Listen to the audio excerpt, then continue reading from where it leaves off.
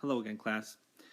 In this new unit, linear functions, we are going to expand upon the knowledge that you have created when you are solving equations. Um, and it gets a little bit more complex when we start talking about linear functions because we start adding variables. When we were talking about just solving regular equations before, we had pretty simple and concrete answers. So for instance, we had 2x plus 5 equals 3. A lot of you can just go ahead and solve that equation. You'll subtract 5 on both sides and then divide by 2 on both sides and you'll get a concrete answer. X equals -1. You all know how to do that. And it's pretty easy to conceptualize, to visualize what that answer looks like on a number line. X equals -1. And whenever you see this equation, 2x plus 5 equals 3, the answer will always be -1. Some of you are asking now, so what's the deal with linear functions? Why do we need this Cartesian coordinate plane?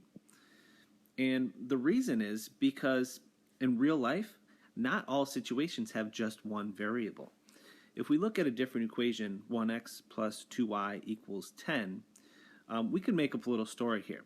So let's say that we go to the grocery store and we're buying gumballs and candy bars. We'll say x is our gumballs and y is our candy bars. And in this situation, every gumball costs $1, the really big gumballs, and every candy bar costs $2. So we obviously have two things that are changing in this situation, an x value and a y value. That is why we need what's called the Cartesian coordinate plane. We need to be able to represent answers not just for one value, but for two different values. And that's really what mathematics is all about. You're going to find that what you're trying to do a lot of times in mathematics is figure out an answer and then display it somehow. And we use the Cartesian coordinate plane to display our possible answers for situations like this. Now, if we really think about this situation with the gum and the candy, I could actually go into the store and buy all gumballs. I don't have to buy any candy bars.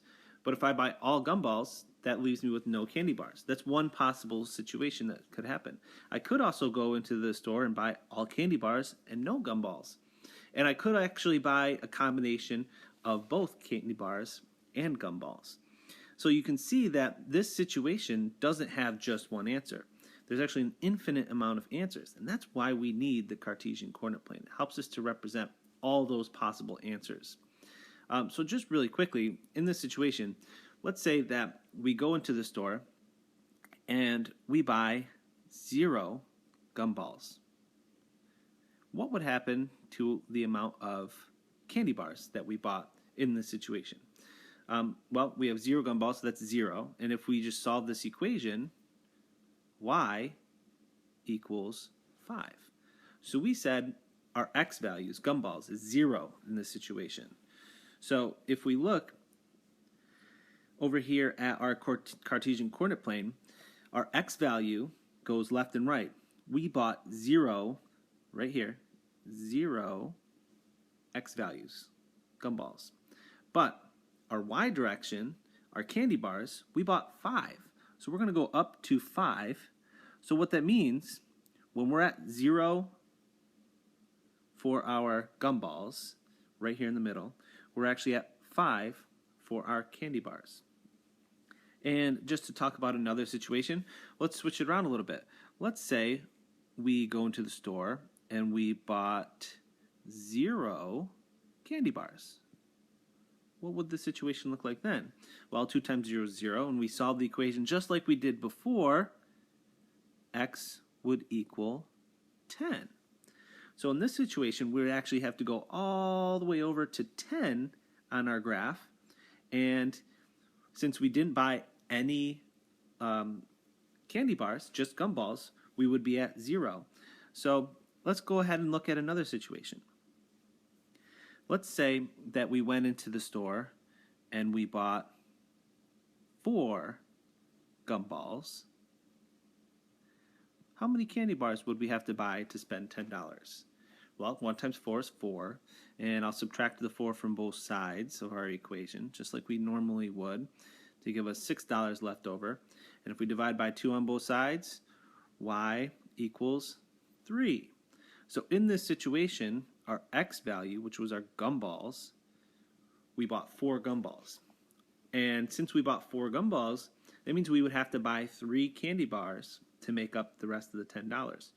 So for this trip to the store, I'm going to go over to 4 for my x value, and then I'm going to go up to 3 for my y value. So this dot right here, this coordinate point, represents that I bought 4 gumballs and 3 candy bars. And you'll notice that both of those situations could have happened. They both could have been answers for 1x plus 2y equals 10. And let's just envision one more scenario. Let's say that I go in, I buy 2 gumballs this time. And if I buy 2 gumballs, how many candy bars would I have to buy? Well, 2 times 1 is 2. And I solve for y. Let's figure out how many candy bars I have to buy in the situation. I subtract 2 from both sides. That means I have $8 left to buy candy bars. Divide by 2 on both sides.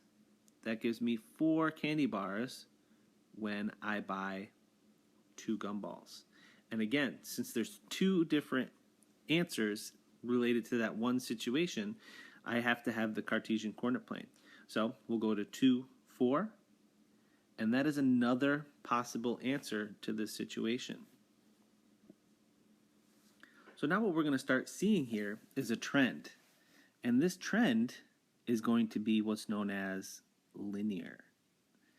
Okay, the less gumballs that I buy, the more candy bars I can buy, and vice versa. If I buy less and less candy bars, I can buy more and more gumballs. So just to sum up, what is the deal with linear functions? Well, we need the Cartesian coordinate plane for situations where there's more than one variable. We actually can represent 2 different variables with the Cartesian coordinate plane. And just like in lots of real life situations, you're going to have more than one variable. And what makes this unit special is that the relationship between the x's and the y's, between the 2 variables, are going to be what's called linear. There's going to be a constant change. So you can look right at our equation, at our graph that we started to create. We went down 1 square and over 2 squares, down 1 square and over 2 squares. And that trend is going to continue because it is a linear situation. And that's what we're going to be focusing on in this unit. Some of you have already learned little tricks of the trade to deal with these linear functions. And we're going to really emphasize and we're going to talk about the relationships between these variables because they do some neat things. They create what's called the slope and they create what's called the y-intercept. And we can actually use these trends to help predict what's going to happen in the future or help predict, see what happened in the past using that trend. So just really quickly, linear functions, we're representing 2 changing numbers, 2 variables, and it represents an infinite amount of solutions.